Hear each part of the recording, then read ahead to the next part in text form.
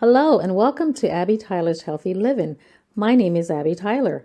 I'm your host, a family nurse practitioner, a health and wellness blogger, and a community volunteer.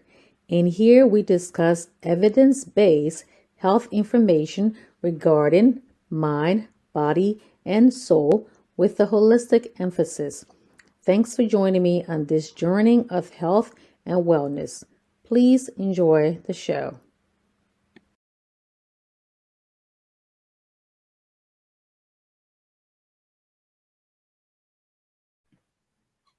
Hello, hello, hello. Welcome to Abby Tyler's Healthy Living. My name is Abby Tyler.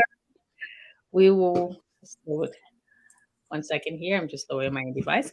Okay, so as you can see, we're going to be having a candid conversation on uterine fibroids. I have two other health practitioners with me today. I'm just going to go ahead and have them introduce themselves. Okay, the person will start off with to know who is Dunia Gibson on my in the green there. So can you please introduce yourself to know? Hello, everyone. Abby, Ms. Tyler, thank you very much for having me on your platform. I'm honored to be here. My name is Dunia Gibson, quite known as Tono. If you follow me on Facebook, I'm a family nurse practitioner, certified family nurse practitioner, and I specialize in addiction medicine. Thank you. Okay, and next, Maya, can you please introduce yourself? Give us a little bit of your background. Good evening. My name is Maya Atta. My professional background is in podiatry, but my personal background is my experience with endometriosis and uterine fibroids and hysterectomies. Okay, alrighty then. Okay, of course, our disclaimer: we're all providers here. Okay, but we're not your provider, so please do not make any changes to your regimen without checking with your own provider. So, all protocol aside, we are going to start with the conversation. First, we're going to talk about the different facts, the causes, risk factors, and everything, and then we'll also be inserting our personal stories into that. Okay. So you guys can leave your questions on the side there, and then we'll check into it and also, answer as we go along. Alrighty. So we'll start off with tell us either one of you can answer what is uterine fibroids. Well, uterine fibroids is non-cancerous growth that grows in or around your uterus.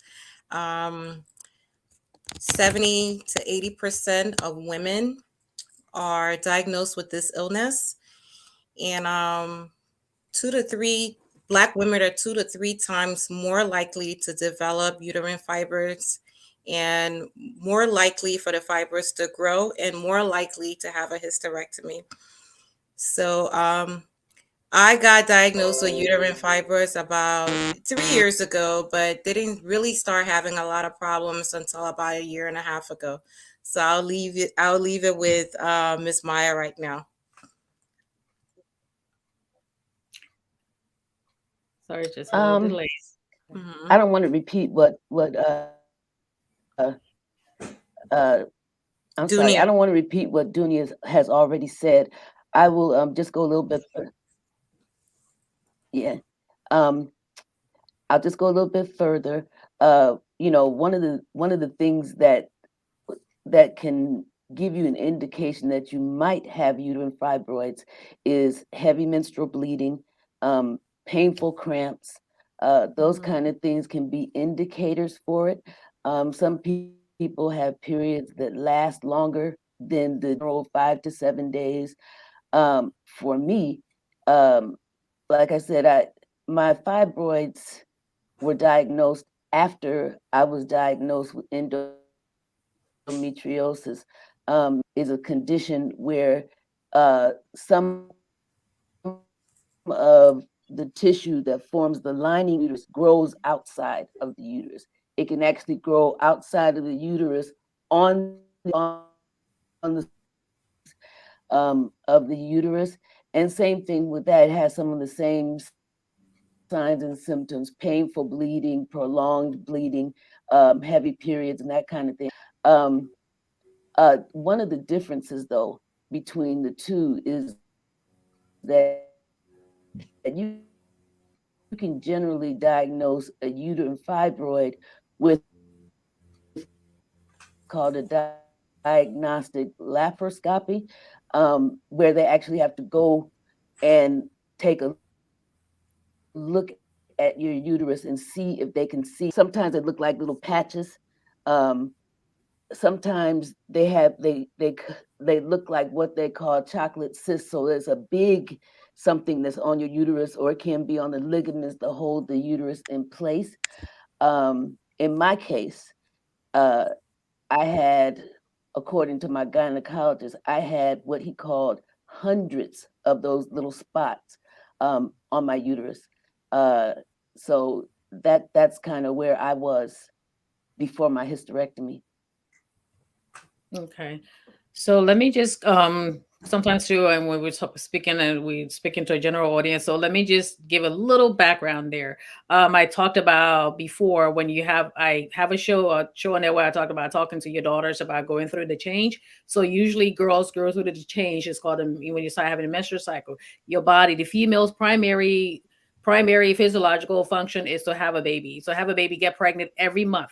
Okay, so when the child becomes like between 8 to 9, they start going through the changes, the breast development and everything. About a couple of years later, about maybe age 10 or 11, is when they start having their first menstrual cycle. They have their menstrual cycle every month because the brain tells the body, okay, we have to get pregnant this month. When the body doesn't get pregnant, which is not supposed to when they're that age and all that, they release the blood, and we should call your menstrual cycle. Okay, that happens. When that happens, you have a little cramping here and there, and no problem with that. But sometimes things go wrong where you start having very heavy bleeding, and the womb is what we're calling about uterine was a uterine fiber. The uterus is the womb. We hear that every time. The womb is where the baby is, where the baby is formed. When that doesn't happen, you start having cramping, excessive bleeding, and everything. That's when the doctor has to go in there and kind of start checking to make sure if there's something going wrong. And some people, you're supposed to bleed anywhere between 4 to 5 days. Sometimes you may bleed a lot longer than that. And sometimes if you're so debilitating that you cannot function properly, and that's when they have to go through and start diagnosing that. So that's where we are now. So just a little background. So when they can find, it could be just the fact that you have some, abnormal bleeding. And sometimes usually you don't have to go through surgery and things like that. But when it becomes complicated, that's when we start running into problems like that. And that's when you start talking about uterine fibers or other gynecological issues. The gynecologist is the doctor that takes care of all the female reproductive parts. Okay.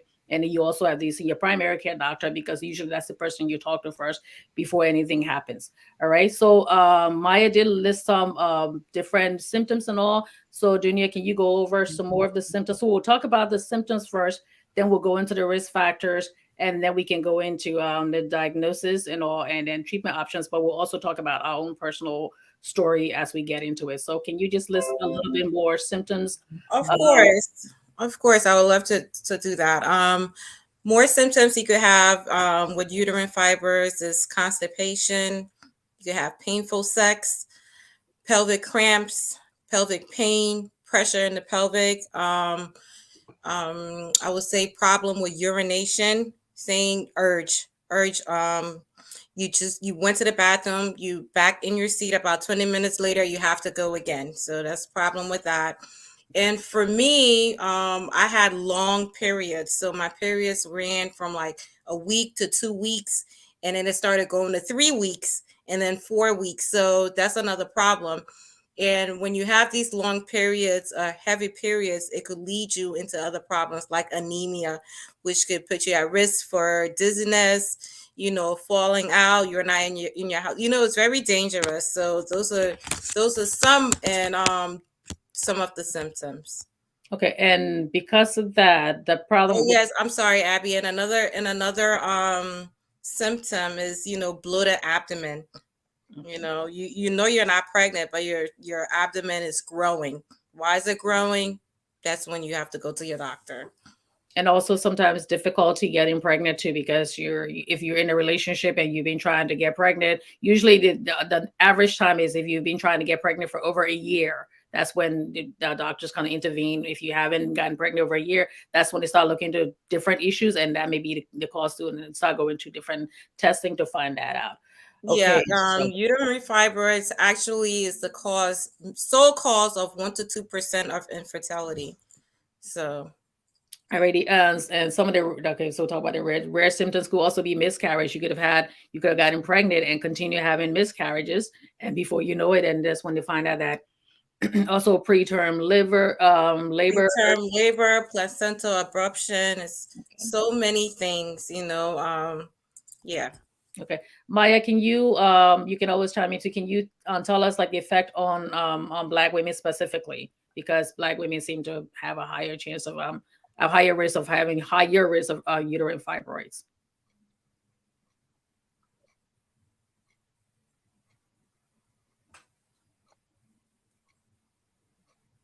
I'm Can you sorry, hear I'm us? having a really I'm terrible sorry. problem with my connection, and so I don't want to distract from the show. I can't hear half of what you're saying, and so Oh, I'm going to log off and I'm going to listen because it's just Okay. too difficult. I'm Okay. sorry. All right. I'm I so would sorry. like That's to okay. stay. That's okay. That's okay. That's okay. And if you can always come back on, and you can All also right, you guys have a good evening. I'll be right. listening. Okay. thank you, All right. Maya. You can also comment and put in the comment section too if you want to put anything in. All right. Right. Okay. Okay. Okay. So we'll start. We'll go back. We just oh, let's make sure she's all first. 1 second, audience. We're just trying to She's gonna. Let me see if I can move you there. I'll move you. Okay. There we go. Okay. Okay. So some of the specific effects that they have on Black women. Well, they're saying about 80% of Black women are more likely to be diagnosed with uterine fibroids. And like I stated earlier, we're more likely to be diagnosed earlier. Some people get diagnosed like in their 40s and their 50s, but Black women now you're seeing them being diagnosed in their 20s and their 30s, which is earlier than normal. We're more likely for our fibroids to grow faster, and we're more likely to have hysterectomies. Now, the study doesn't show why. It just show Black women are more susceptible to having uterine fibroids. Okay. Now, how do you get uterine fibroids? Science don't know how you get uterine fibroids. They're saying, well, they're actually saying that girls that are before that period, before you get your menstrual period, there's very rare cases of uterine fibroids. And also it decreases when you get into menopause or after menopause. So the data is actually saying it's because of your hormones, but they're not 100% sure about that.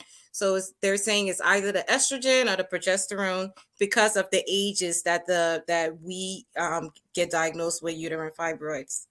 Okay. So Yeah. this is some of the reasons where they're saying that Black women get more frequently the fact that because the new thing that came out, which uterine fibers, that's separate now because fibers are non-cancerous. Only every once in a while they may lead to that based on other things. Very rare. So, very, very rare. So 1 second here. Mm-hmm.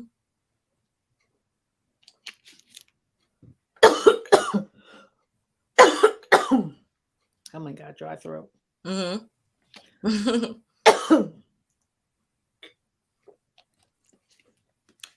Okay, so So African, one of African so ancestry, the age, development of fibers increases with age, but I'll give you mhm, about that. Also, obesity. Not saying Black people are more obese. Family history. right. You go into the risk factors. So go ahead, go into the risk factors and all that. Okay, I'll get into the risk factors. Race plays a huge role.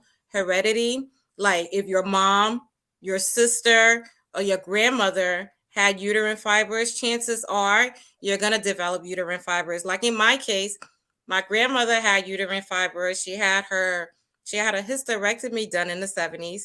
My mother had uterine fibroids, and I saw her suffer throughout the years until she got her hysterectomy. And then when I started to develop uterine fibroids, I already had the knowledge of it because my mother had gone through it. And so I was not quite ready, but at least I understood what was going on with my body and how my body was changing. Other factors that may play a role in, like you said, obesity, um, low vitamin D deficiency, a diet high in red meat, like Liberians, we love our meat, so that could be a factor also, and lower if you don't eat your green vegetables or dairy or fruits, you have a risk of having uterine fibroids. And also, if you drink alcohol, especially beer, that's also a risk factor for getting uterine fibroids.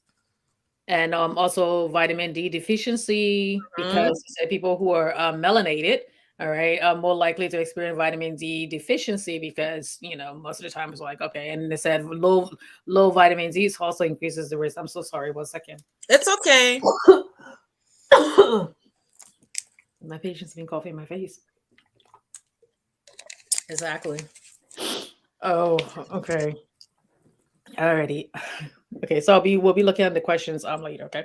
Okay. Alrighty, so we did the risk factors and all that too. So we said high blood pressure, and family history. So what are some of the reasons? Okay, we're talking about, when I was looking at your page too, where they say don't suffer in pain. And also it's more about breaking the silence. All right. So Right. what are some of the reasons why you think people don't talk about it? That's Especially, a taboo, because they feel like if you have a hysterectomy, your life is actually over. Oh, well, she can't have kids anymore. She's like a spoiled woman. That's my perception. That's how I look at it. That's how I feel. That's how other people look at it. And I wanted to break that. I wanted for more women to be comfortable to speak about what you're going through, because chances are there's other women that's looking for data that are going through the same thing. For me, I have my mother to go to ask questions, but some of the questions I had, she couldn't answer them. So I went to TikTok.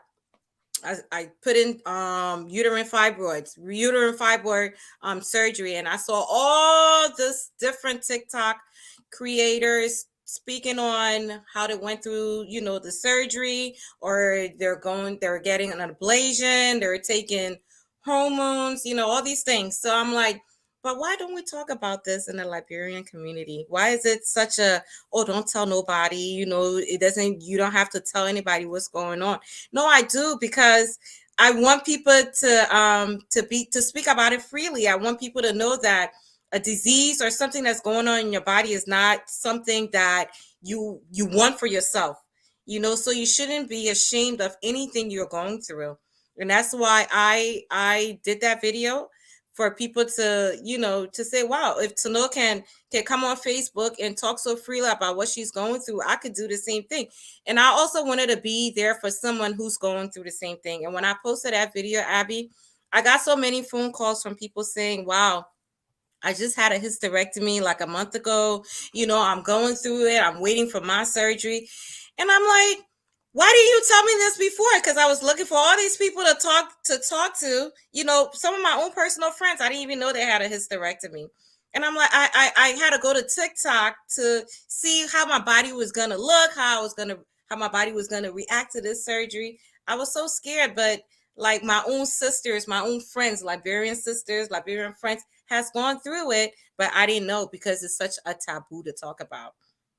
okay, I think I was talking to somebody too a while back where I think it's somewhere in the Bible where the lady The she issue of blood. I know my friends were saying I was the lady with the issue of yeah, blood. and it was all in the Bible. It make it seems like, oh, because it's something that she sinned against God, that was her curse. So of Right. course, and in some cultures, they still see even menstrual cycle. They also see things like, oh, you that's a curse, and because You're you not did this, pure. yes, Like certain churches, when you have your period, you can't go up to the pulpit. It's ridiculous. You know what I'm saying? and they see that, and it's like it's a natural. Your body, you need to. If you don't see your period, you're not going to be able to have children. I mean, doesn't Right. necessarily mean if you see your period, you should have children. You will have children.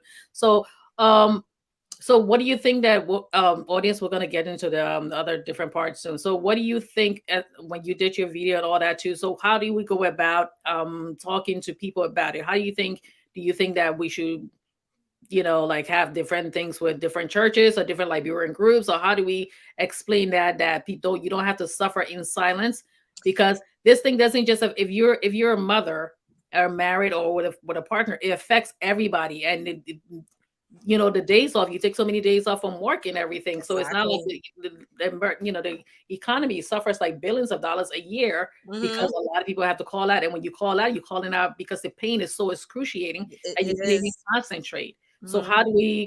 how do we do our, because as what you did was very good by putting it on, Thank you. that made me even brave to come out and say the same thing at the same time too. So, but people need to understand that, okay, how do we talk about it? If you're talking about regular menstrual cycle, people don't even talk about it. So how do Right. we do that?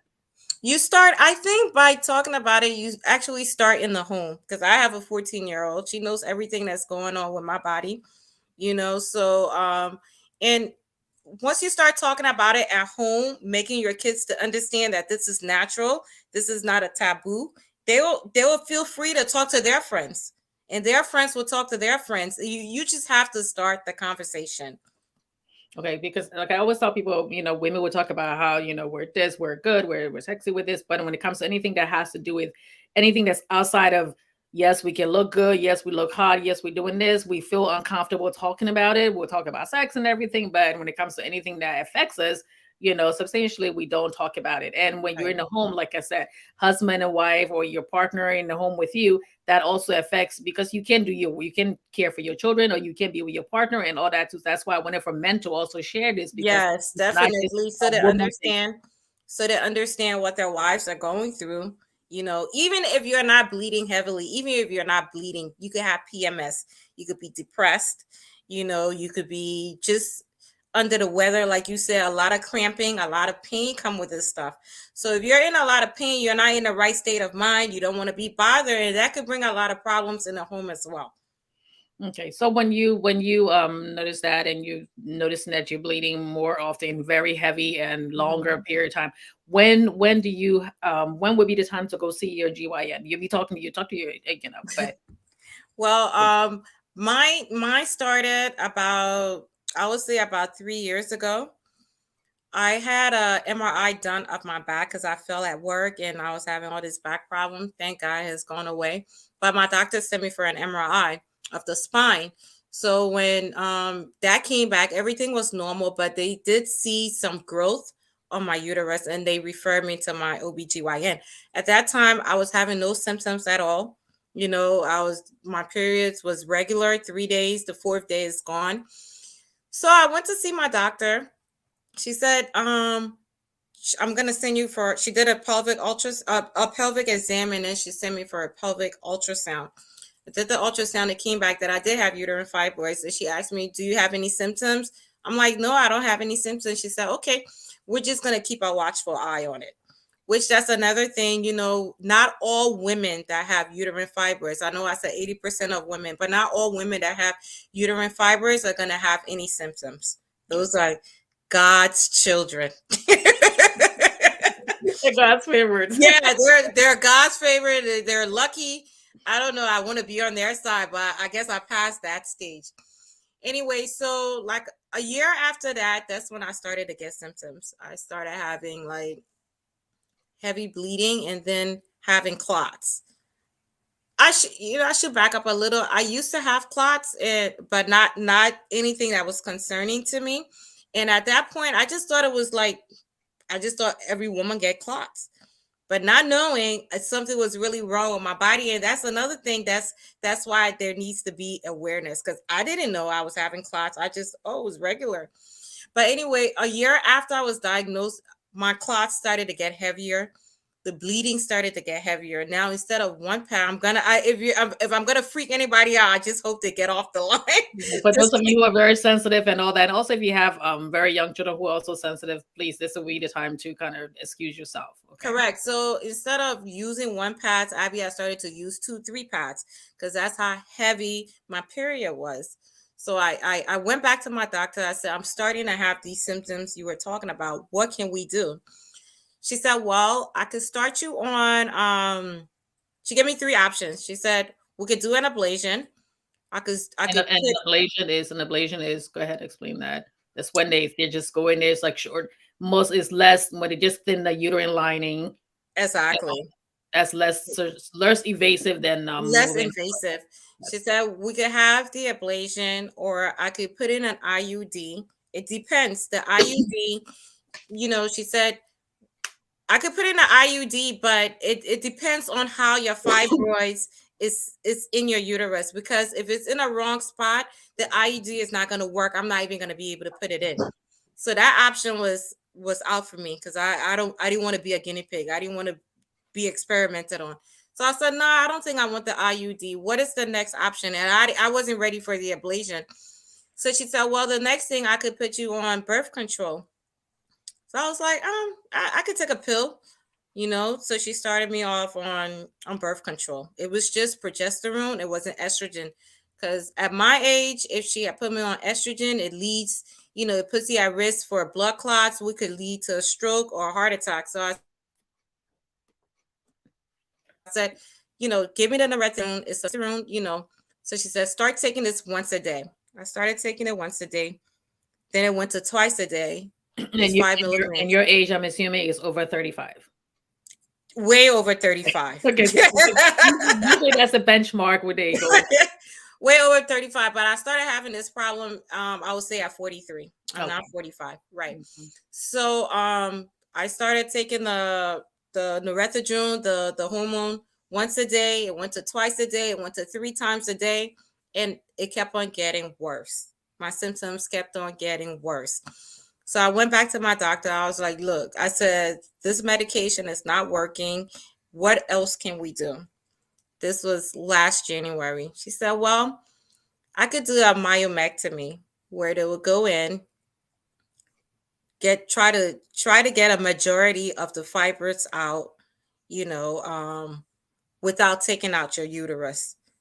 So I said, okay, but for some reason This is done under anesthesia, so of course. it's done. Yeah, it's major. It's done under anesthesia. But for me, I didn't get any cuts because they went through the vagina. So she did that.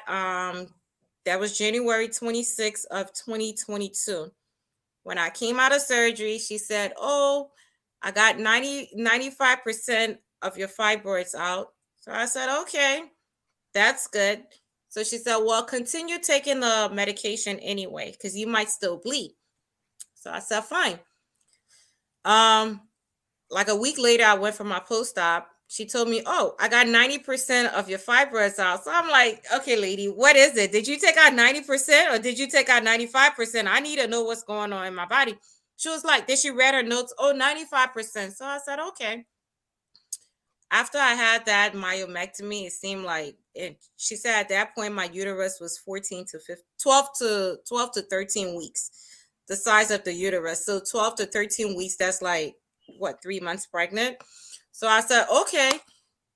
She got 90 to 95% out. Okay, so I won't have any more problems. My uterus is going to go down. I'm fine. In June, I went back to her because it seemed like my symptoms got worse. Now it's debilitating. I'm hardly going to work. I'm like, this is not a life. I want the hysterectomy. And she was like, oh, let me send you to do an ultrasound, see what's going on. So she sent me back for another pelvic ultrasound. Now at this point, it's 15 weeks. So instead of it going down, it grew.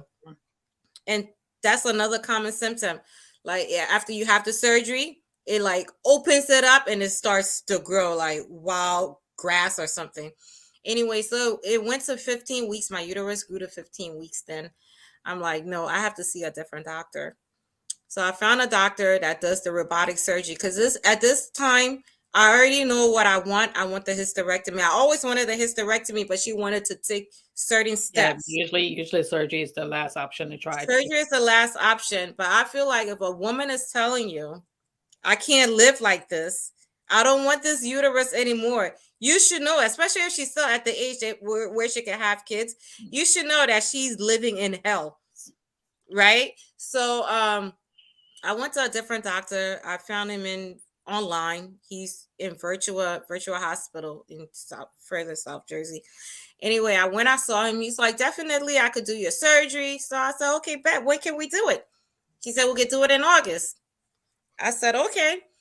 So I did the pre-op the pre-op testing and everything was set to go for a Thursday. Tuesday, they called me and said, "Oh, we have to cancel your surgery because your insurance is not in network with our doctor." So I was devastated. Like I'm telling you, at this point, I'm still bleeding very, very heavily. Anemic at this point. My hemoglobin is 8.5, so I'm really anemic. It's even dropping every day because I'm bleeding every day. And for reference, normal is like about 13 for females. So Yes. you were really. So I really dropped. My hemoglobin dropped really low, and I was having. It's not like it dropped it without symptoms. It dropped with symptoms because I was having dizziness, headaches. I was symptomatic with my anemia. You could have had a stroke or a heart attack. Exactly. And then when I went, so after I found out he wasn't in network, I said, well, I don't want to go back to my old doctor. I'm going to find another doctor. So I waited like 2 months to get another appointment with this doctor in Brooklyn. So when she saw me, she was like, well, this was November. I can't do your surgery till January. I'm like, why? She said, well, around the holidays, the hospitals are neglectful.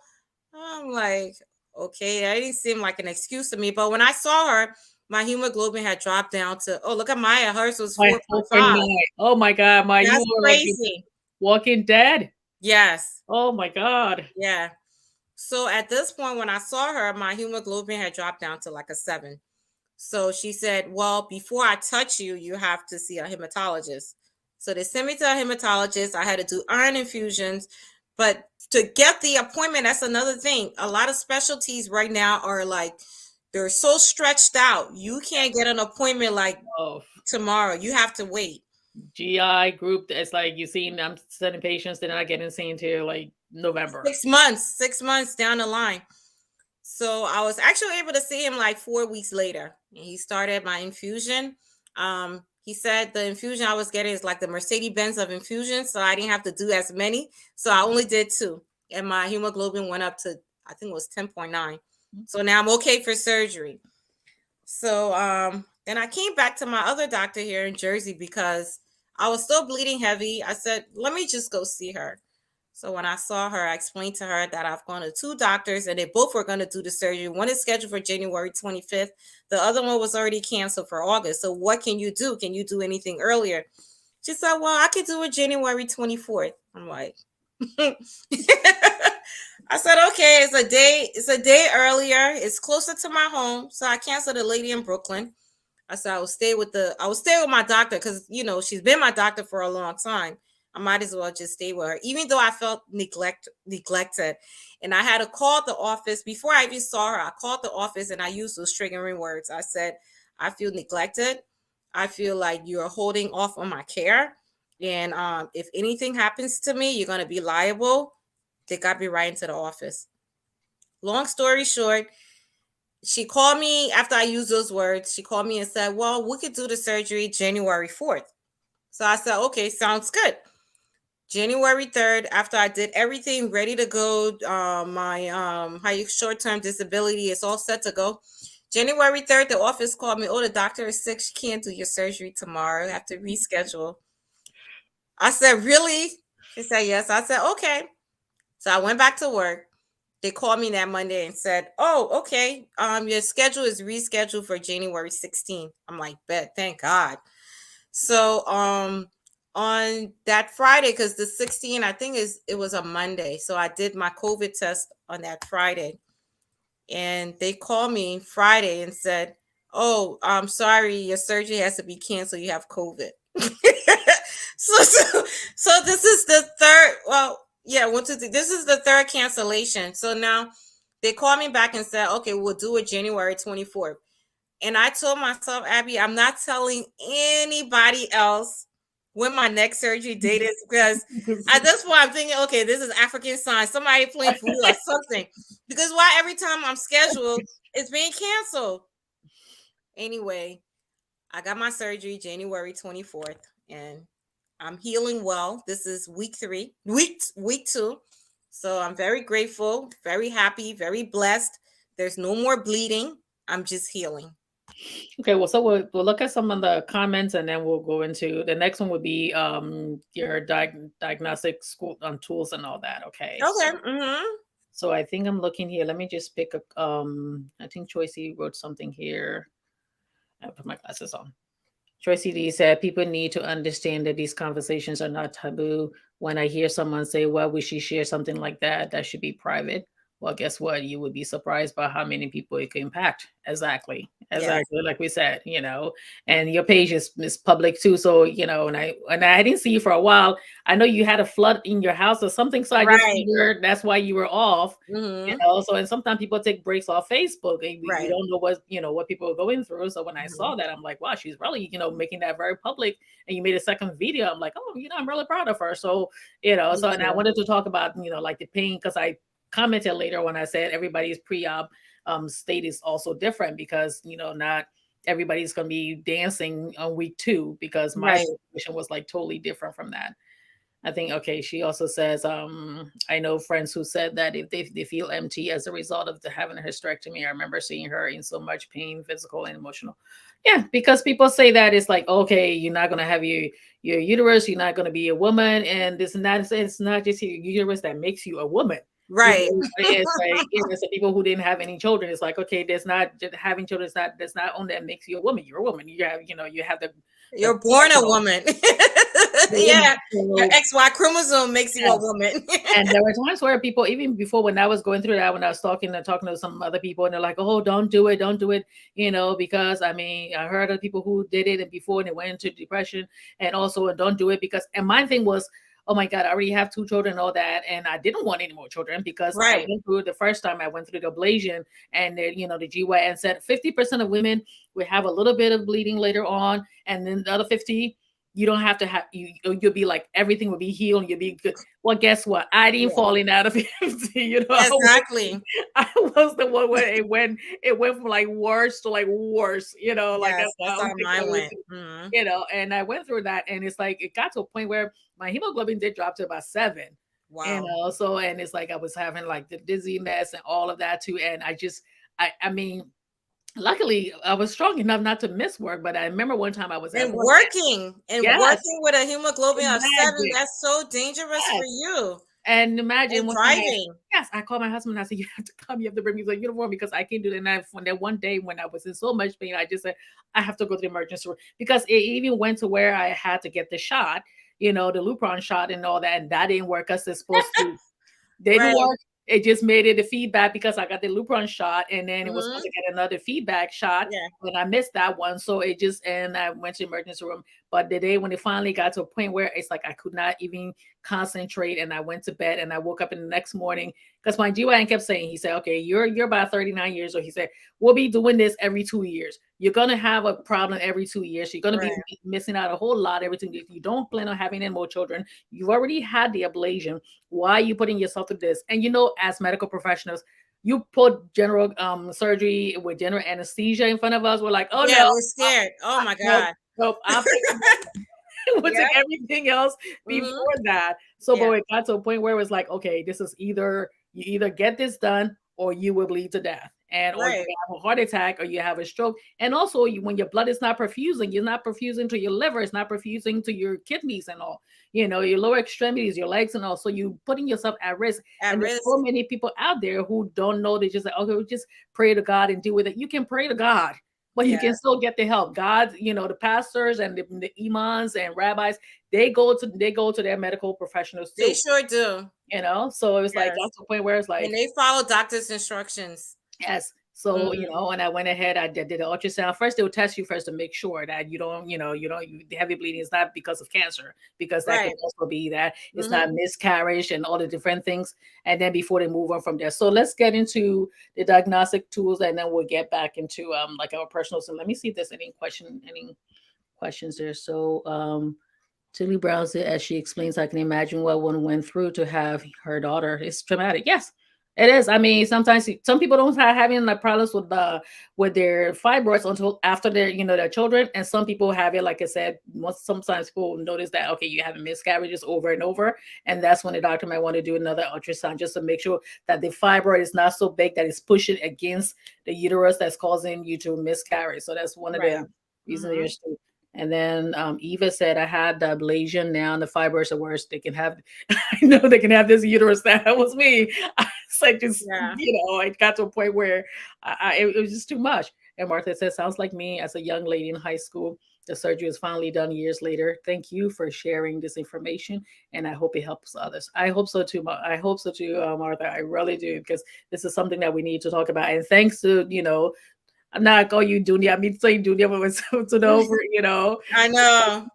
So It's you okay. Either one works. Yeah, okay. either one works.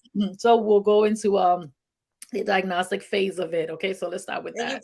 you brought up a really good point about your doctors checking for any other diseases. When I went in with the heavy bleeding, she did do a biopsy. They did a biopsy. It came back that it was non-cancerous, which I thank God for. And Mm, even after my hysterectomy, like a week later, they sent me my results for the pathologist. Everything was non-cancerous. So that's another thing. Always make sure, like when you have any sort of surgery, that they send out your tissue to check for whatever. You don't want to be surprised later on down the line. So that's really important. Like for the diagnostic, like I said earlier, the ultrasound, a uterine fibroids can actually be diagnosed through a pelvic exam. But to be really sure, they will send you for a pelvic ultrasound or a CAT scan or a MRI. they'll do the blood work to make sure to check for anemia first. All right. Yes. Also do a Mhm. pregnancy test to make sure you're not pregnant. You're not You're pregnant. not bleeding out. They'll do a thyroid test too, because I told you guys before I did my show on thyroid that your thyroid gland that lives right here is the motherboard of the body, and it Mm-hmm. controls all the hormones and everything. So they will make sure there's nothing going on there that's causing the thyroid to just go out of whack. Okay, Right. so we'll check for that also. Alrighty. And then, like I said, you said they do the biopsy. They did a biopsy with me too first because they want to make sure, because depending on where it is, if they open you up, they want to be sure that you're going to be safe. Correct. Alrighty. So if there's any thing with cancer, then you have to go see the hematologist and also the oncologist, and then they go that way. But most times, knock on wood, if it's not, then they proceed with the fibroid plan of care. Okay, Yes. so they do the ultrasound, so they put the gel on your belly. Right. You can go ahead and explain that. They do the ultrasound. They actually have the intrauterine ultrasound also. For me, I got both done. I had the one on top of the belly, and then I had the intrauterine ultrasound.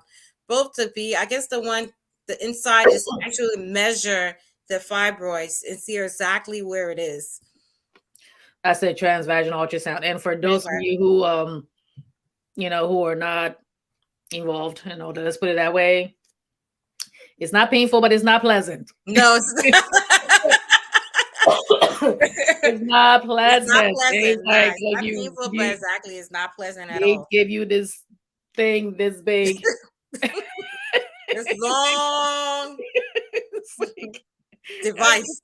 all right, you have to like give the laughter. The audience we have to laugh because when they'd be like, you take that and then you insert it and you're like, oh my god, I feel like Right. like and so, but it's supposed to look in there and look much deeper and have more definitive answers to whatever they're looking for when you do that. Most doctors would do both. They would start off with the transabdominal, then then they go into the transvaginal one and all, and then based on that they go on from there. And then when it's found out, then they start saying, okay, now they also can do the hysteroscopy too, which is also a Right. diagnostic and be diagnostic, and also for also, so let me see, that is the one that used the light and just go in there. Yes. I did my Hmm.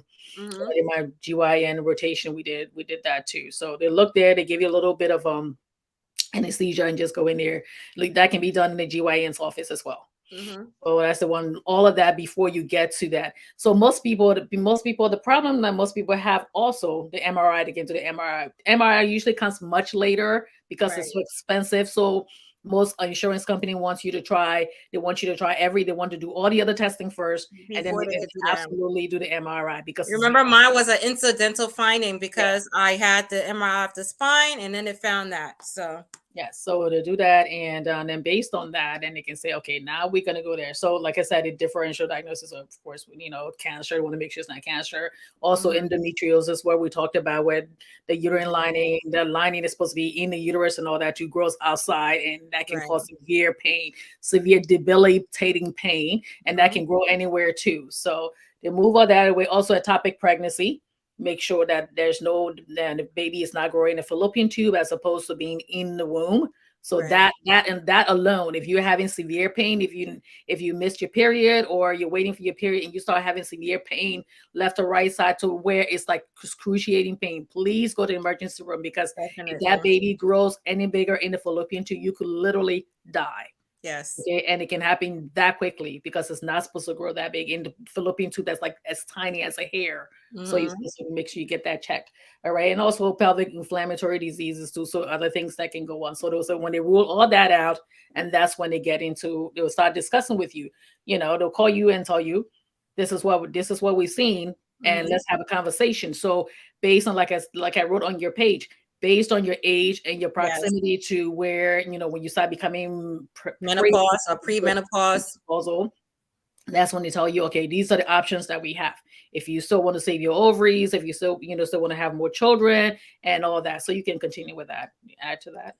Okay, so it depends on the age. Like Abby said, it also depends on the person because everybody's different. For me, I already had two children, so I knew I didn't want to have any more kids. So I knew definitely my option at the end was gonna be a hysterectomy. But I like to just move back a little bit and talk about other treatments. You spoke about Lupron. Lupron is very, very expensive. And before your hysterectomy, they try to give you Lupron to shrink the fibroids if it's really big. So either the injection is given every 3 months. So they give you 3 months. It's like a depot shot. You get that. I think that's every 4 weeks. I'm not too sure now. Or The every difference every 4 months because it's like I think Oh, okay. So every every 3 months. quarter. Yeah, Okay. So the Lupron is given every 3 months.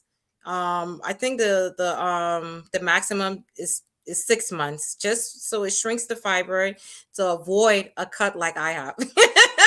I have the vertical cut, because my fibroid was so big. My doctor wasted time, and my fibroids was 2 pounds in 2 pounds. It was very, very big, very heavy, very disgusting. And I'm glad it's out. So the Lupron, I think it was $5,000. So my insurance company kept on saying, they have to give a generic, which the generic is Luperide or Lupramide or something like that. But even when I took the generic, it didn't help at all. It did so not help. It did not shrink it. It did not do anything. yeah, So for some people, sometimes it's like far gone, and because sometimes it's far gone, yeah. so But it the mhm, options prior to that, like you mentioned before, they'll start with birth control. So right. sometimes they also do there's another brand called Seasonic where if they stop your period from coming every month, that Mhm, also lessens the pain. But of right. course, again, your age and other risk factors and all. If you ever had any issues like with breast cancer, family history, breast cancer, and other things, any other gynecological cancer, meaning anything below the waistline, they might say, okay, let's hold up on that. So they Mhm, also can put you on some vitamins and all. They do some other and anti-inflammatory like your ibuprofen and other things. So they do all that. They try to do everything else before they get to where it says, okay, you are literally at the point now where we've tried everything else mhm. and your life is still where it is, and it's either this or Or that. death. And I don't want to be as graphic and saying death, but if you're bleeding that heavily, I mean, it doesn't take an Einstein to know where you're gonna end up. So, and why they're giving these medications or these other options for you not to have the hysterectomy, they're trying to make it long enough so that once you get into menopause, the fibroids will shrink on its own. But Like some women, the fibroids is so big you cannot wait till menopause. It's impossible. No, and I You mean, know, if you're in your 30s and you're not, your friends, you got oh, another, yeah, but you got another 10 or 15 years to go. That's 10 or 15 years to live in agony. you can't go to family events. You can't plan vacations. If you go to vacations, you have to come home early, or you have to have vacations close by. You can't go to your children's events. I mean, it does take a complete toll on your life. And also, It if you're in a does. relationship too, that can also affect your relationship with your Of with your spouse. course. Yeah. And you have to have, that's when it's like really important to have a really understanding spouse at the time, because it can't be just somebody who be like, oh, okay, Yeah. really, so that spouse would have to help out, not help out because it's supposed to be helping the spouse, Right. over childcare, doing much more than, because before you two were like kind of dividing it, one Mm-hmm. person pick up the kids, one person doing this, and one person doing that, and your own dynamic in your relationship. But Right. sometimes, and it falls mainly on one spouse, and even if he was sick, that will also be too much for you also, because you're doing everything. You're And then doing also, it. if you're a single parent, that makes it even worse, because Right. then you have nobody else to lean on if you don't have like a complete system. And sometimes you don't Yes. feel comfortable asking people for everything. And Yeah. so, I understand. Yeah. do you go through that? And so, as like I said, that's why I want to, again, I'd say, men, And please it's make sure and you it's share this. also and it's also really important to have a healthcare provider that understands you. Exactly. Yes. I mean, to understand you and respect your opinion. That's really, really important, because there's people coming in as novice. There's people coming in that don't know anything about healthcare, about reproductive system. They don't know. So before you go in, ask questions. You could Google. There's so many things online now, so nobody can actually say they're a novice, because there's so much information. You don't Which even have to leave your house. reputable sites, though. Go to reputable sites. Reputable sites. Yes, You know, definitely. You're correct Yeah, about that. Reputable CDC, sites. WHO sites, the gov, and sites like that. Don't just go on something where Jim Bob wrote something, and Yeah, stay away from WebMD. yeah, yeah, like, because if your WebMD is like us, we understand WebMD. We can go more than that. But if you go Right, in there and see something, so I did a show on making sure you don't diagnose yourself on the internet. right, So right. yeah, so go ahead.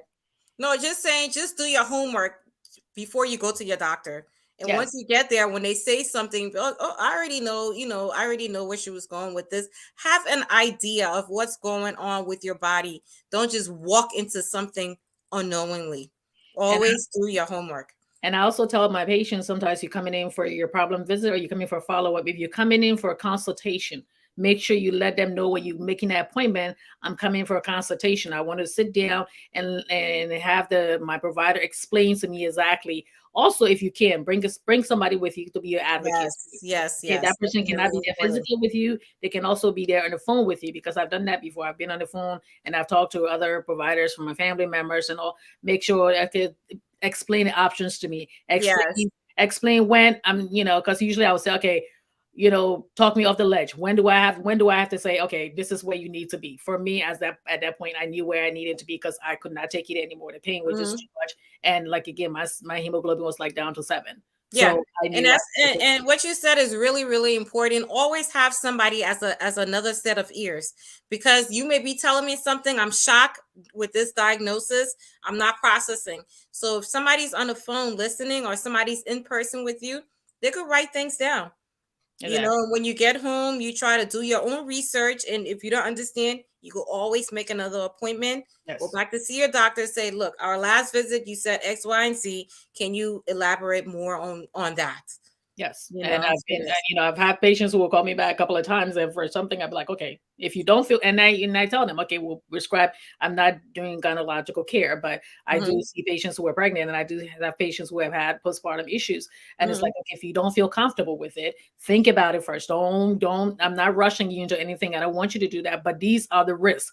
I explain that to you. These are the risks, and I'm documenting these are the risks. So talk to somebody, have your advocate, and all that. Talk to people who you trust, Right. and that's the reason why we're doing this show, so we put it out there so you can talk to people. And please, our culture, stop this thing where it's like a shameful thing or a religious thing, please. And it's not wish. Yeah.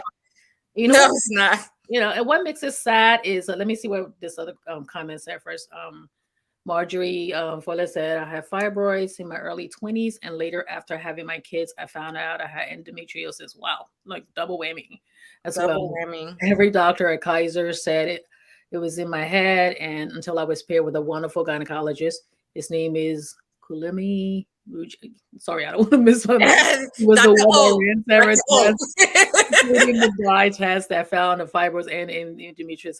I immediately opted for surgery. Yep, sometimes it's Good for like, you, Marjorie. Good for you. yes, you got the double whammy, and I mean, because you're not living your life. I keep telling people it really affects the life and all that. So, And okay, and Abby, you were saying something about prescribing and letting the patients go home. You're not rushing them to do anything. Even me as a healthcare provider, my doctor, the doctor that I met in Virtua, he ordered my Fembry. It's something that was supposed to stop the periods, and when I took it, it was horrible. I should have did my research before taking the medication, but because I was in so much pain, I was bleeding so much, I just wanted anything to stop it. So I started taking the medication, and it seemed like the bleeding got worse, and I think that's what put me to anemia at 7. But when I read up on the side effects, heavy bleeding, okay, it puts you at risk for stroke and a heart attack. Medication is so bad. Up to my friend called me the other day and she said, "Oh, I went to the doctor and they ordered my Fembry." I said, "Do me a favor, throw that medication away."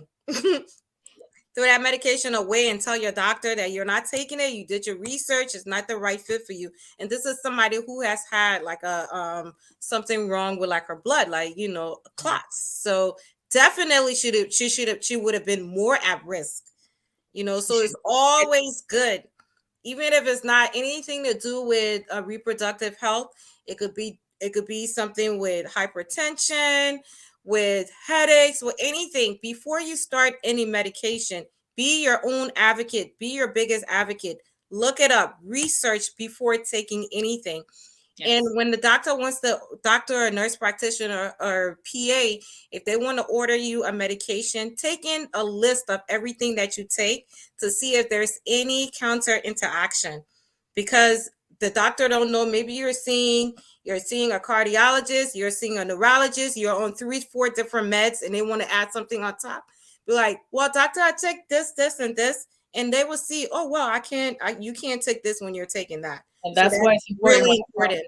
I tell my patients every time that, if you're going to forget, have it written in some secret app in your phone or bring all your pills with you. That's why it's important. Some patients will come and it won't tell you. Sometimes they forget certain medical history or they Right. forget the medication. So if I'm prescribing something for you and you don't tell me that and you omit certain things, and some patients don't want to seem embarrassed. They'll do, I don't want to tell them I have this. Oh, I don't want to tell them I have that. I don't want to tell them I have this. So Right. if you're not telling me that, and I'm prescribing a medication for you, that can be very detrimental to your health. So it's Definitely. important. And I also did a show on when they give you prescription medications, all the questions to ask. So for those of you who are new to Abby Tyler's Healthy Living page, please go back and watch more videos I answer, or I did shows on all these different things and all that. So it's important to be your own advocate. But at the same time, every time you go to see every doctor, make sure to do a medication reconciliation, meaning that they go Yes. over every medication that you're taking. Try to have no more than 2 pharmacies that you take your medications, pick medications from, because that way those 2 pharmacies can kind of talk and know exactly, okay, wait a second. Yeah. This patient is, that's my patient, and I know they don't take this medication because a couple of years back, and now they have a They new. had a reaction. Yes. Okay, so that's important. Alrighty. So now we're gonna go into the. Let me just see here. Any more questions? So I think I see a couple of men watching too. I'm not sure. I don't want to say somebody's a man when they're not a man. It's trouble. Okay, so I think I did. I think Marjorie was thinking. She said, "Yeah, I couldn't work for an entire week every month." Can you imagine that? So imagine if you're a business owner, Right. to stay Mhm. home every week. You I lose mean, the whole week's pay. so and some, I'm telling you, Abby, I have no more sick time. yeah. No more, zero. Yeah, some employer So, would say, and oh, by the way, if you guys are doing that, make sure you have like, supplemental insurance too. So because the insurance, your health insurance may not, or your short-term disability or long-term disability may not cover everything. So right. Maya said she had a Lubron and it did nothing for her. It did nothing. Yes. It did nothing for me. It was basically just, it's like drinking water. That's why I felt like, let me see here. Okay. It's my brother there. Can removal of uterine fibers in your early 20s cause infertility in one's depends on how it's removed. Depends on how it's removed. Depends on if it grows back. Yes. Depends on if it grows back where it's sitting, because if it's inside the uterus, even though you might get pregnant, we talked about that earlier, you might be at risk for, premature labor, premature preterm delivery. So those are things that you have to watch out for. You definitely can get pregnant, you definitely can have kids, but you're at risk.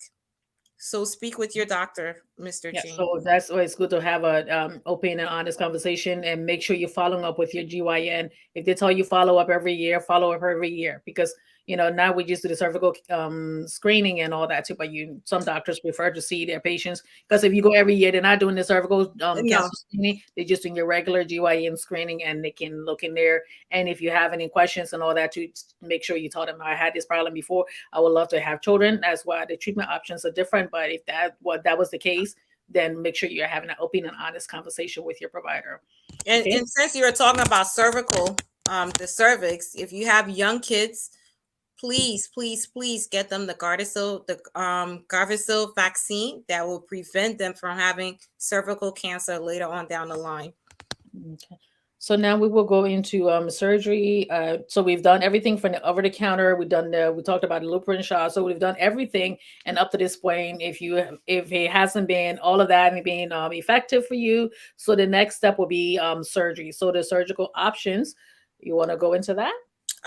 We talked about the surgical option. Like for me, I had the myomectomy. I was lucky I didn't get cut then, but some women, when they do have the myomectomy, they do an abdominal cut. That's where you go in, you scrape all the fibroids out, trying to save the uterus, because these women are still childbearing age. They're still trying to have a family. That's why you would do that. If it does not work and the fibroids grow back, the next thing you will have to do is a hysterectomy. And there's a few different kinds of hysterectomy you could do.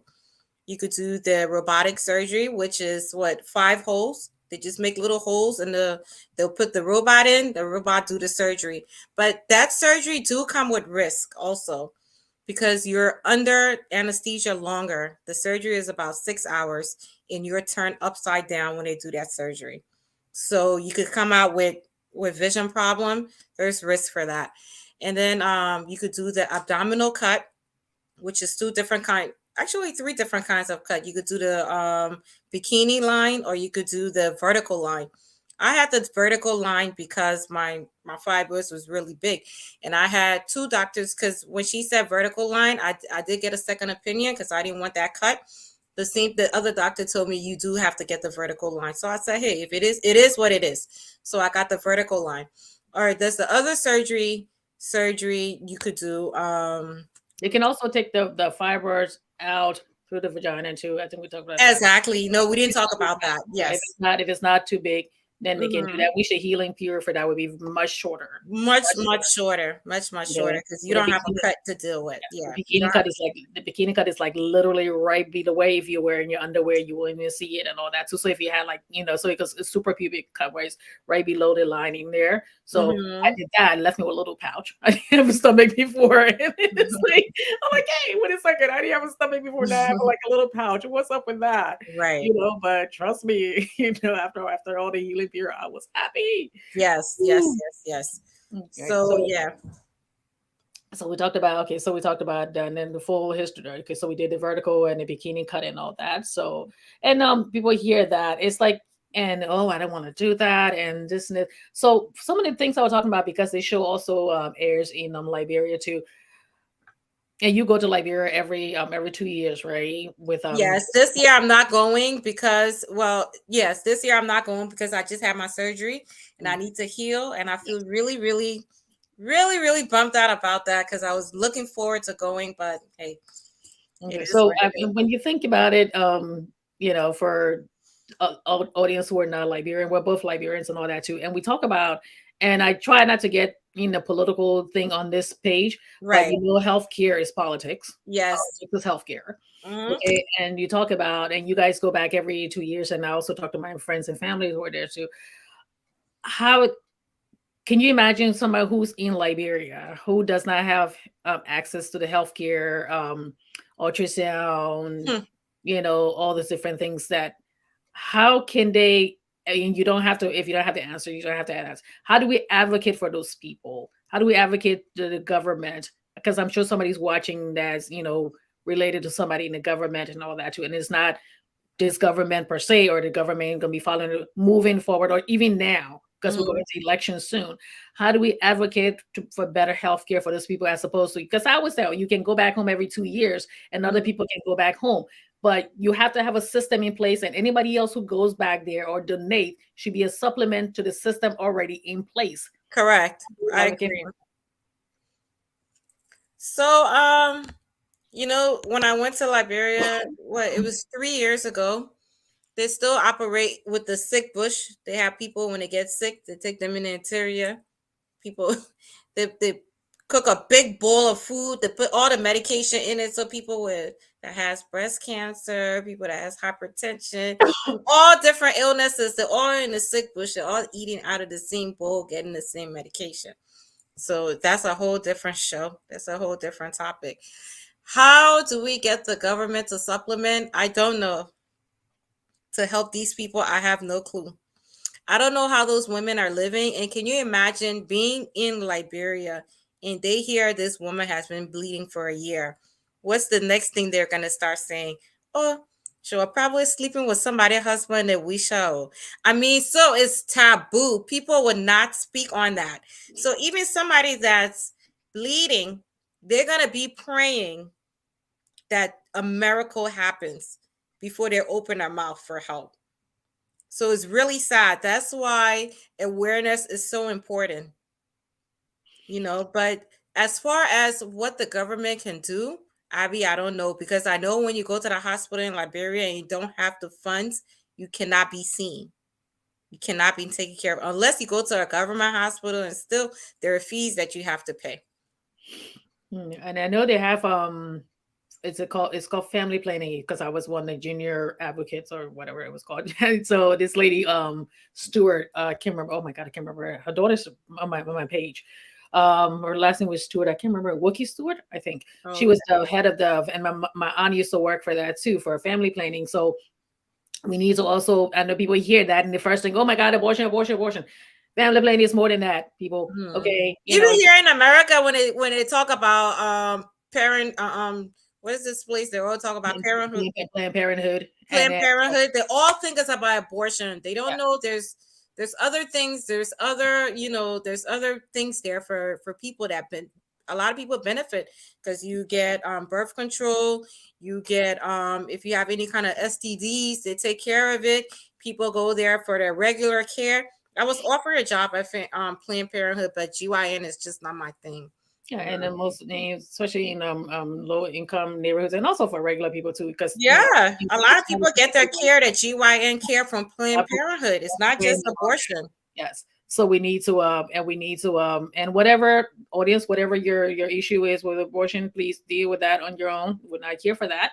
No. Okay. So we can, advocate to have more family planning there. Okay, because I mean, even outside of that, there were people who are getting pregnant every year. And if you're already struggling and all, and you're just making babies because most of them don't know about birth control and other things that you can do, so you're not having a baby right after another. And a lot of Mhm. people, of course, and also the GYN care, if it's poor, you have a higher chance of infant mortality and maternal mortality too.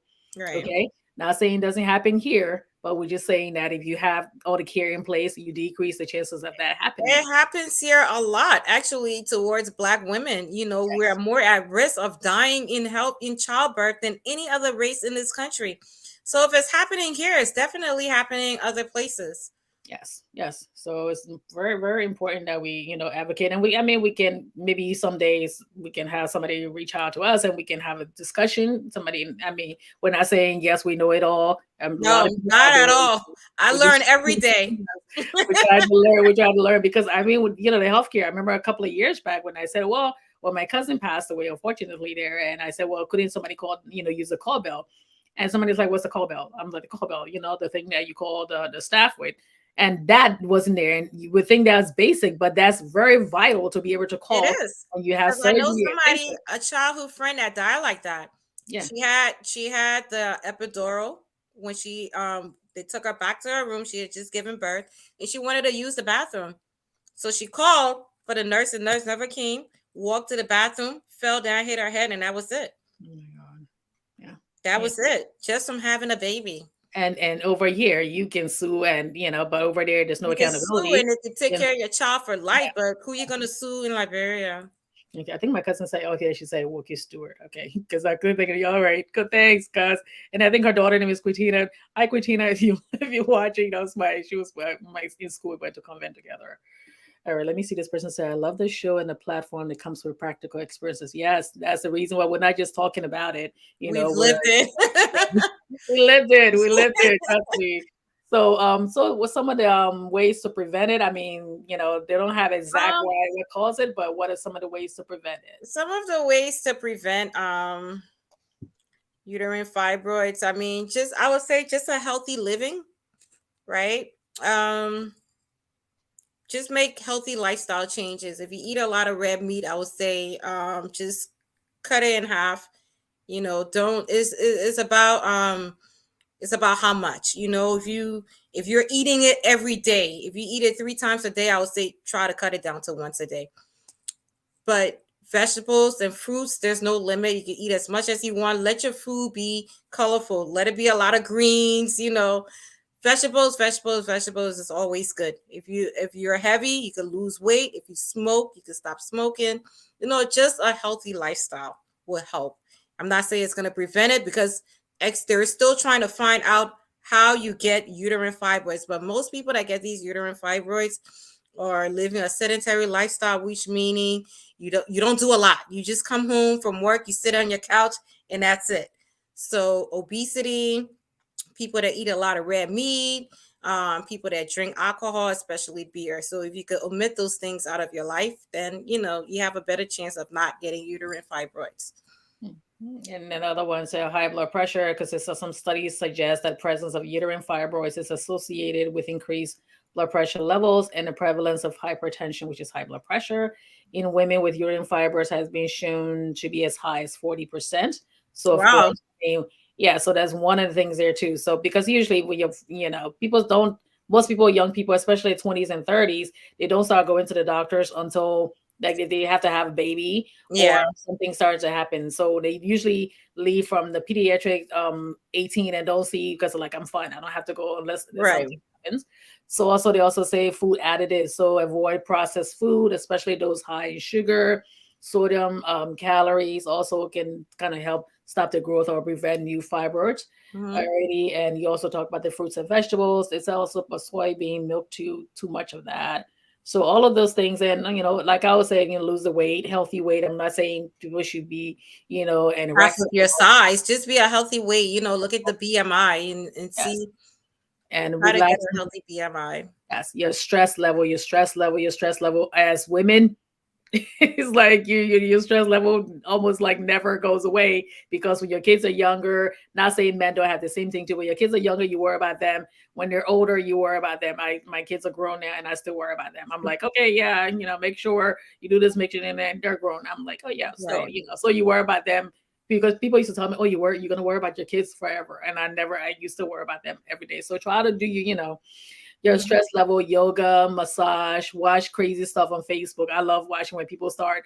My cousin will always like click on somebody fighting, something, or like doing something, and I'll be like, oh, no, I'm sitting there, and I'm like, okay, I'll watch that because Right. anything that just kind of takes Yeah. you away from your From regular that moment, life. yeah, anything that takes your from that reality of what's making you stressed out. If you could like get rid of that by watching your favorite show, then so be it.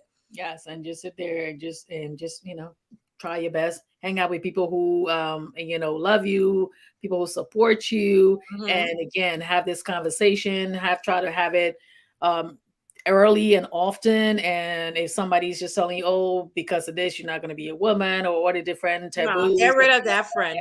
just don't just say, no, no, this Yeah, is my get life. get rid of that person because it's not a taboo. If it was a taboo, that means 80% of us would be a Yeah, taboo, which we're not. yeah, We're so just women trying to survive in this crazy world. That's it. And So if you go into a pastor, Evie said, "Good evening, ladies." Okay, she was the first one to comment.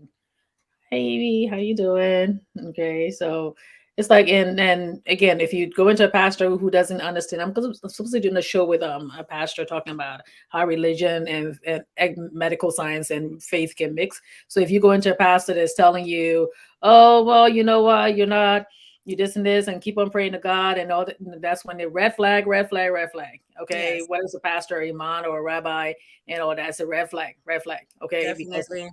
if you're sitting there and you cannot concentrate and you're almost having a stroke and your kidneys and everything, because eventually it will start failing. You will Mm-hmm. become to the point where you could be driving somewhere and literally just pass out. Even just at home when you're moving around, you could You could fall over. pass out. Yeah. If you hit your head, it's like, the head injury is not something that most people come back from and be themselves, especially if you hit your head really hard. I mean, you talking about hitting your head and also having, being anemic. So you talk all the risk factors there. So it's important. It's important. The treatment options are there. Okay. You can talk to your family and friends. You can talk to your provider. You can do your research and all, but talk to somebody else too. Make sure you're looking at reputable sites. Okay. So Reputable sites.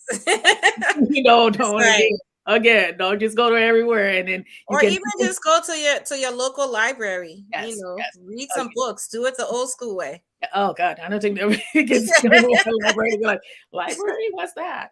It's like I can just look at my phone and I got my library on my phone. What's that? Right.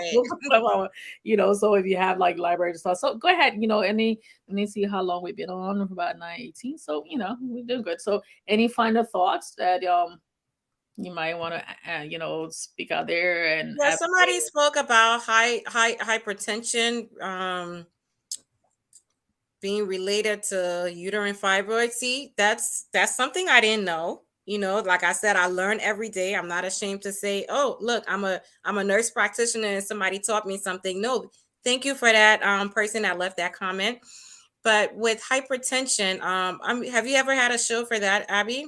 I did, but we did Okay. heart disease because this month is heart disease. We did heart disease. I think we did mostly congestive heart failure. So I Okay. was gonna do another show on hypertension sometimes this month or so. That's really nice. I would love to come on because that's my thing. I love treating hypertension, so I would love to come on for that so we Okay. could talk more about it.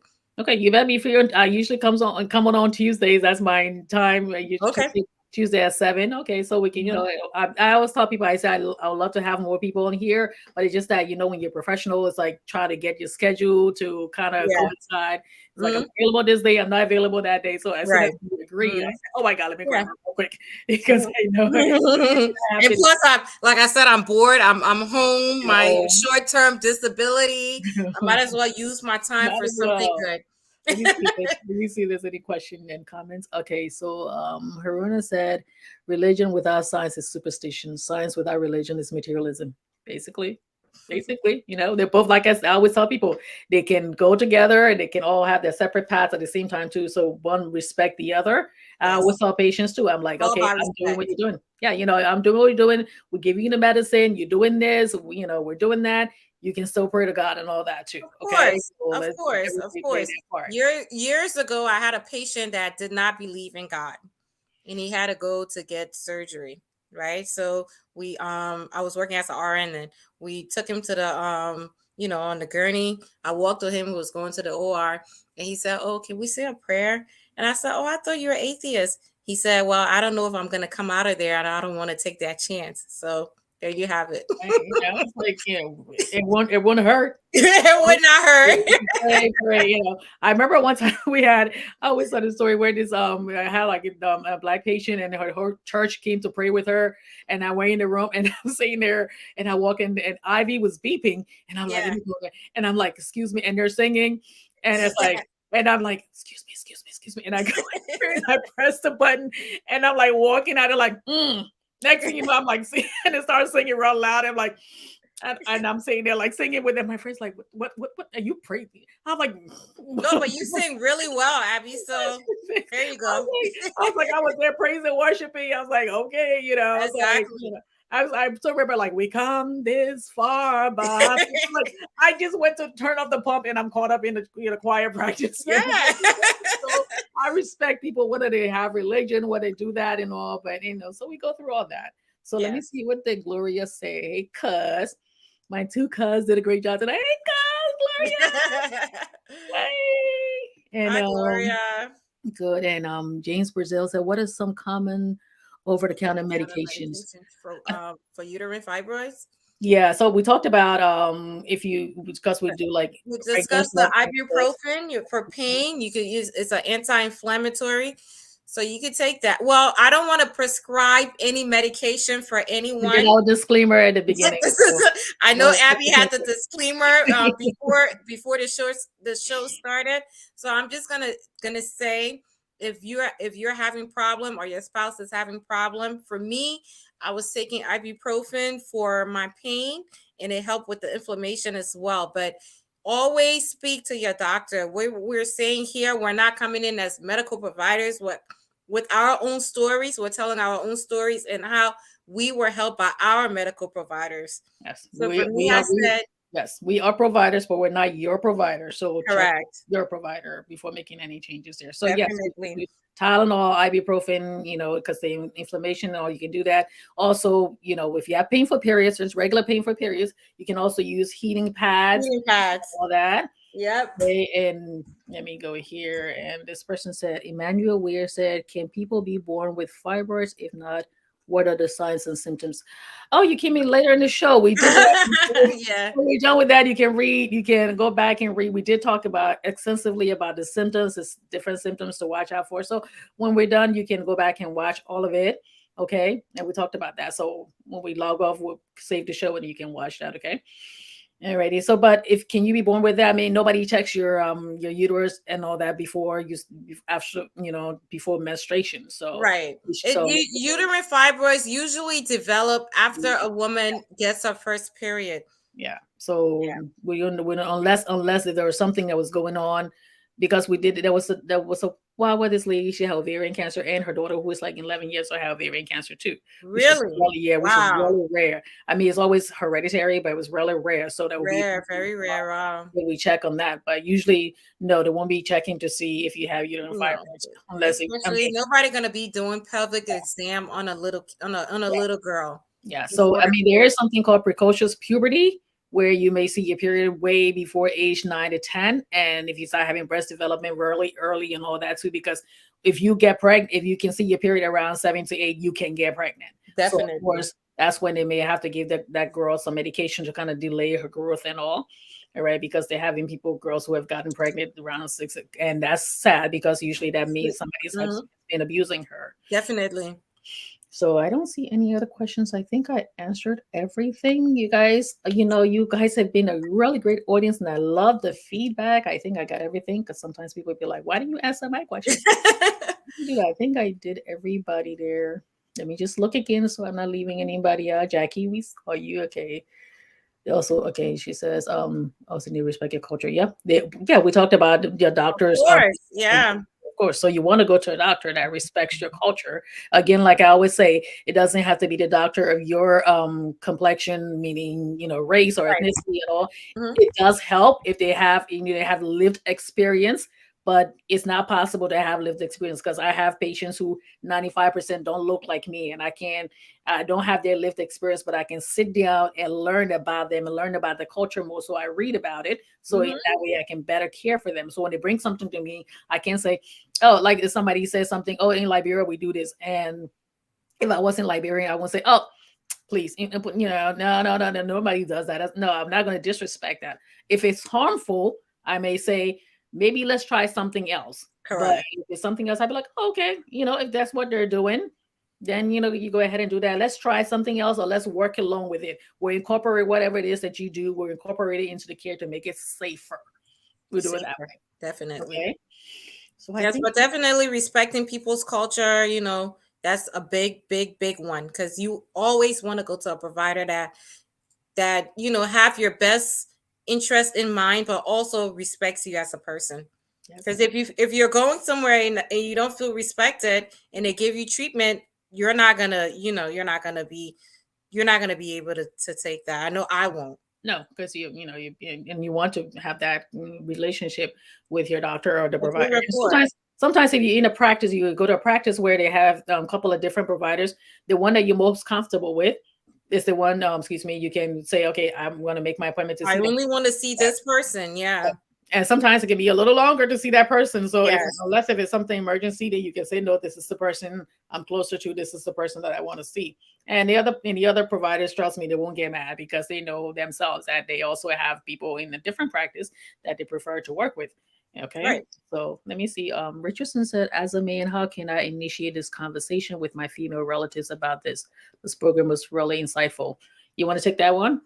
Thank you, Mr. Pay. That's very, very nice of you, trying to speak to your female relatives about what's going on. I'm not sure if you're speaking about your wife, your sisters, or your cousins, but how do you bring it up? If it's a very touchy subject, so I would say if it's not your wife, and if it's your wife, you would know what's going on. You could just open up and talk to her about it. But if it's like somebody that's your cousin or not really blood related and they don't bring it to you, I wouldn't suggest you bringing it up unless you know for sure that they have uterine fibroids problem. Then you could just say, hey, how can I help? How can I help you get to the next point? How can I help you get to this doctor? Okay, so yeah, so you point them to the resources that they need to go to and all that. And if somebody's, and also tell them watch Abby Tyler's Healthy Living page. They That's talked about it. Hello. we talked about that. So yeah, so if that person's coming to you, chances are, especially if they're coming to a male relative and that person's not your wife, chances are more than likely they really respect you and they want you, the best thing you can start by is just listening. Just really Listening. listen to what they're saying, how it's affecting them, and then say, okay, now you may not be comfortable with us talking about this. Let's see how we can get you to the next place. Let's talk to your doctor. Let's see. And if a girl who's like younger, get like go to the gynecologist. They don't do too much. No GYN examination until you're 21, anyways. But they can Right. also do it prior to that if they need to, because there Mhm. should be no reason why a young girl who's like a teenager should be missing out on life because she's having so much bleeding and she's having so much pain and all that. Because most of these girls too, they also miss school Cool. every month. 4 to Yes. 5 days they miss that. Even in some African countries or other countries where they don't have any pads, when they're in their Yes. they miss class. That's why girls kind of fall back in those countries because if you Because miss they 4 to 5 don't have days any every month, pads to wear to go to school. And you're so somebody who have long periods, you're missing an entire week of yes. school. So it's like, so it's like it's important you listen first and then kind of point them to the direction and say if you're the like their if you're related to like on the mother side or stuff like that, you can also say, okay, your daughter came to me. And please, Right. mothers, if that person comes to a male relative first, don't think anything. Just say, okay, just be open and honest and say, okay, yes, let's sit down and talk about this. Okay. And also mothers, talk to you. If you had this problem before, talk to your daughters. You know how we Yes. like to keep everything. I mean, if they're young, you can make it Right. age appropriate too. Mhm. So that way they'll know when they get to that age that when their GYN or their doctors ask them, do you have any medical history or do you family medical history? Our ethnic group and some other ethnic group. No, no, no, I don't think so. We don't talk about things like that. No, we don't. I don't know anything about it. We don't talk about things like that because I did ask a couple of my relatives when we talked about it, and they're like, "Oh, no, no, nobody ever talked about things like that." So it was like, okay, so I Yeah. guess I'm on my own, you Mhm. know. So my Mhm. mother, we didn't talk about it. When you're in Liberia, you talk about your period one time, and that's it. Nobody talks about it anymore. Yeah. That's it. And some people never even talk That's about the the truth. period. Yeah. For Where me, like my daughter is 14, so like she know exactly what's been going on.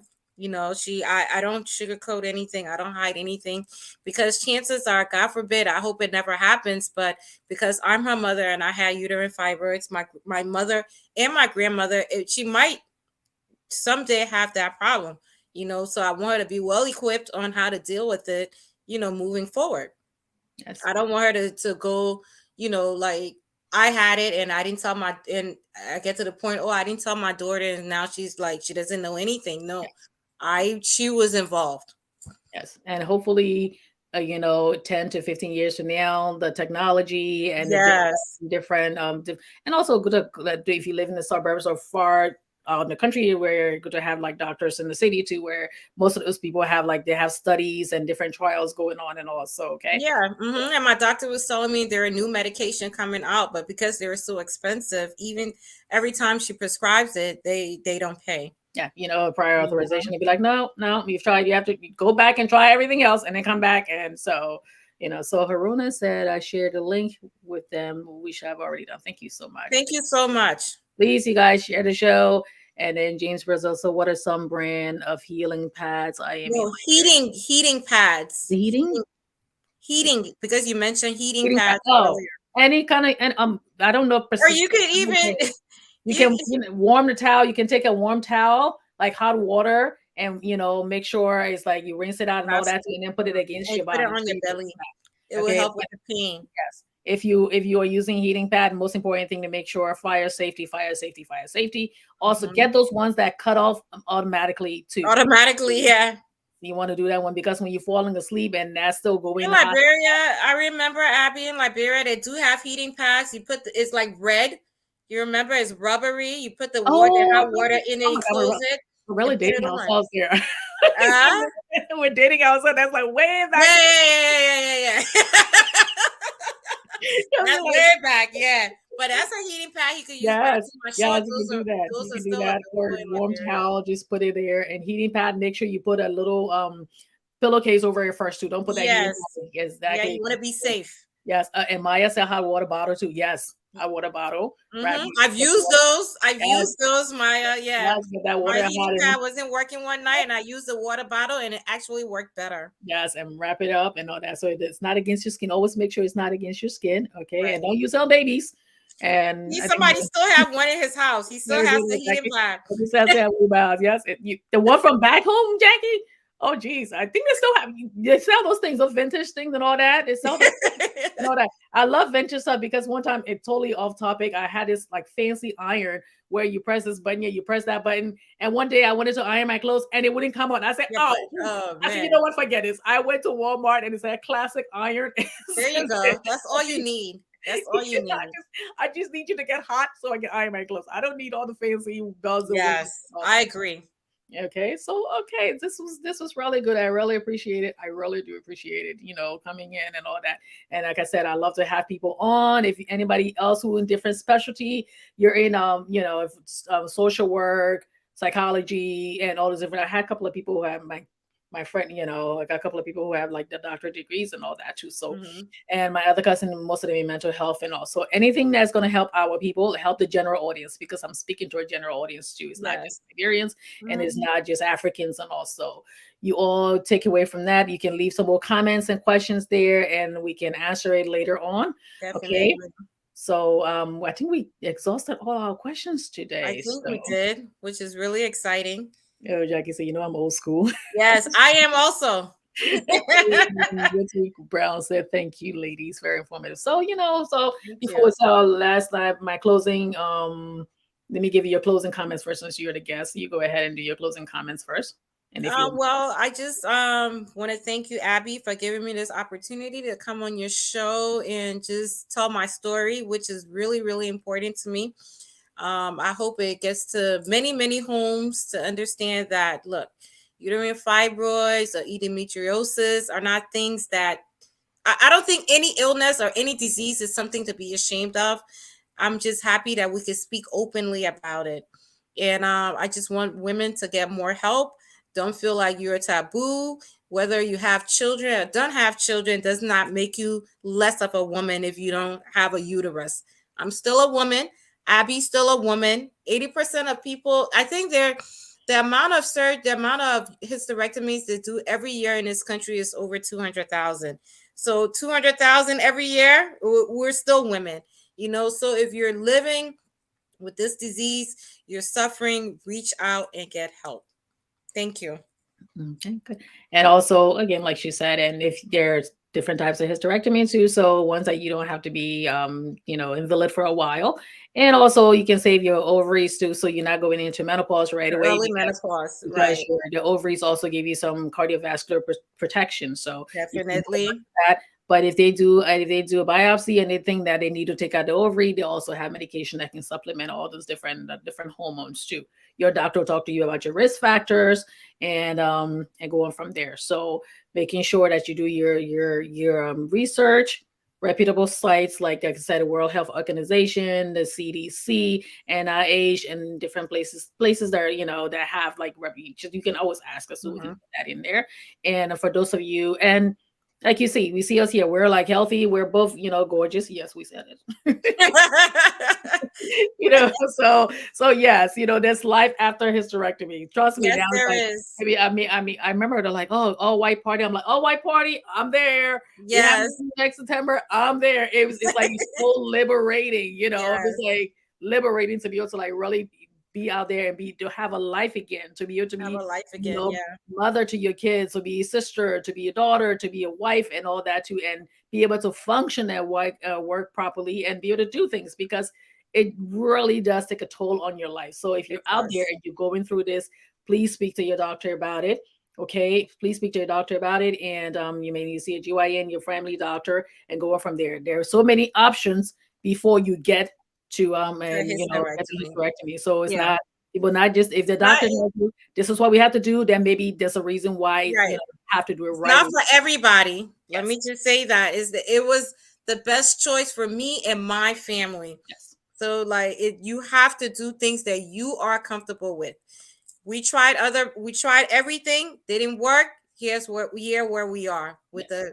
the hysterectomy. Yes, so it took us a while before we got to this point. So, and everybody's story in your process, your disease process may be different from us and all that. And so, don't say, "Oh, I was watching this and they say I had to do this." No. Remember, your blood count will be different, your ultrasound may be different. So, you and your doctor would sit there and look at everything. Your provider, I always say, doctor, your provider, Right, right. and then sit there and it would be explain all that, your options, and go on from there. So I thank you all for watching. For those of you who have not liked and followed the page yet, please hit the like button and follow.